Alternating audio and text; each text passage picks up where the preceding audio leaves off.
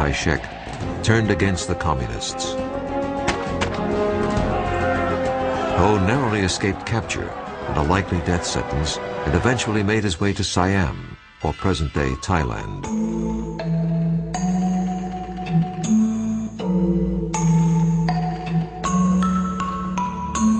He avoided detection by agents of the Sûreté, or French secret police, via a clever ruse. He learned some Thai, shaved his head, donned a saffron robe, and traveled as a Buddhist monk. There was a large Vietnamese community living in northeast Thailand, so Ho preached his cause as he wandered from village to village in disguise.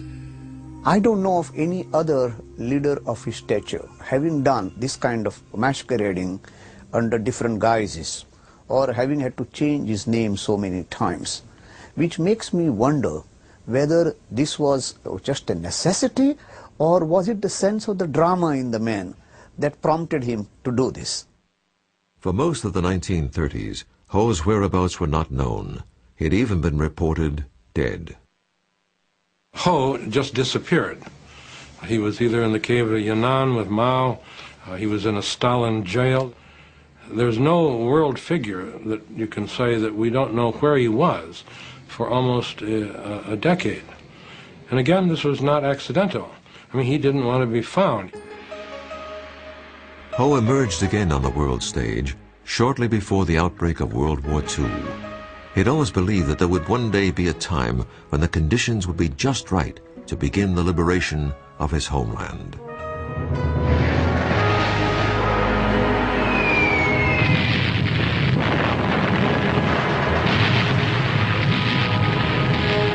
When France fell to Germany in the early months of World War II, and the pro-German Vichy government took over the colonial rule of Vietnam, Ho believed that the moment had arrived. In early 1941, he slipped across the Chinese border and into the jungles of North Vietnam. Incredibly, this was the first time Ho had set foot in his homeland in over 30 years. He was armed only with his ideas, but he was determined to lead a revolution, to liberate his country, or to die trying.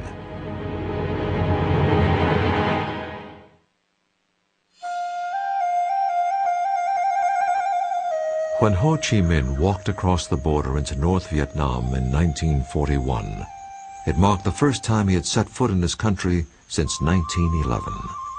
He had no weapons, almost no money, and very little support.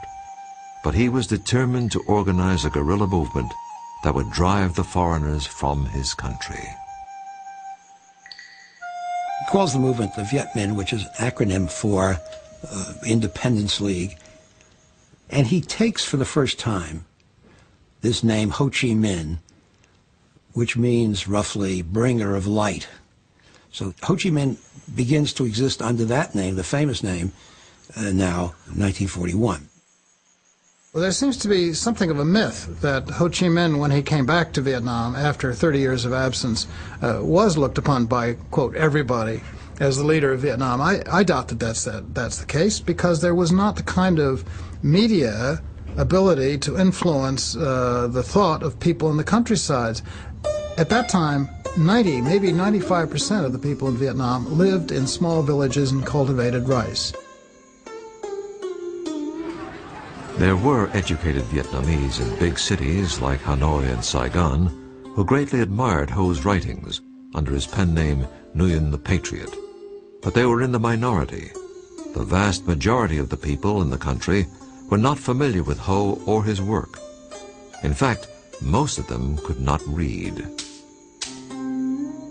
So his main aim was how to communicate and become close to the peasants. So he managed to adopt this very popular style, talking very simply to the peasants and being like an uncle, you know, a member of the family.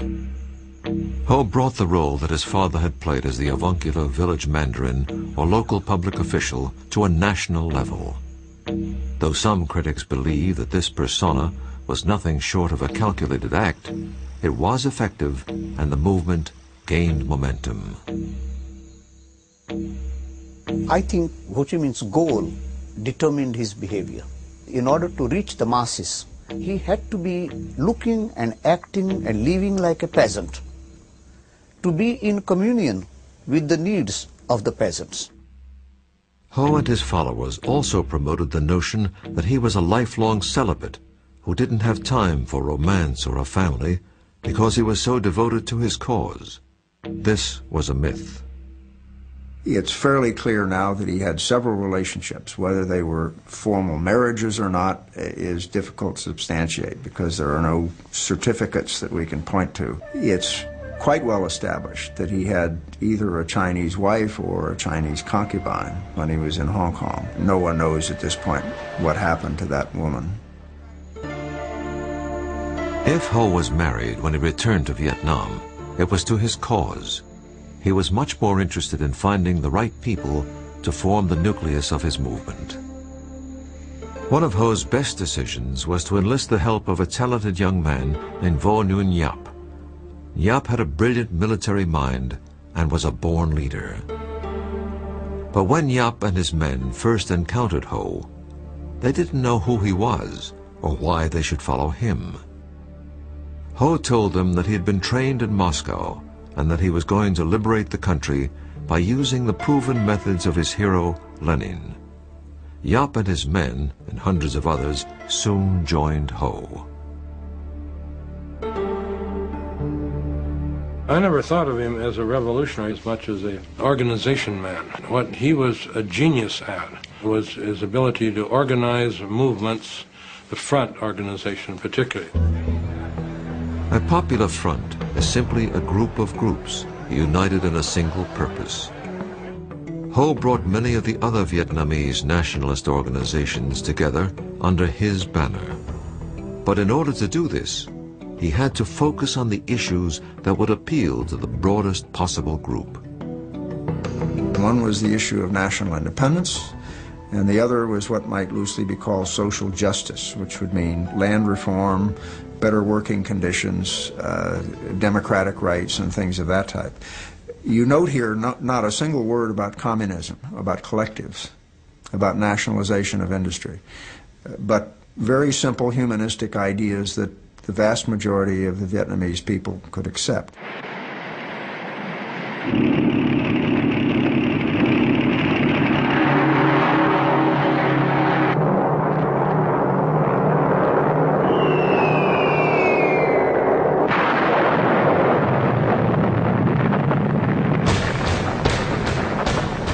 December 7, 1941, Japan bombed the U.S. fleet at Pearl Harbor, Hawaii, and then launched an all-out attack against the British and Dutch colonies of Southeast Asia.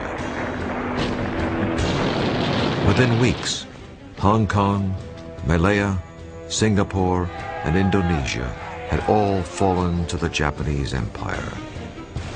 The Japanese called off their attack on French Indochina when the local pro-Nazi Vichy colonial administration agreed to collaborate with Japan, Germany's Axis partner.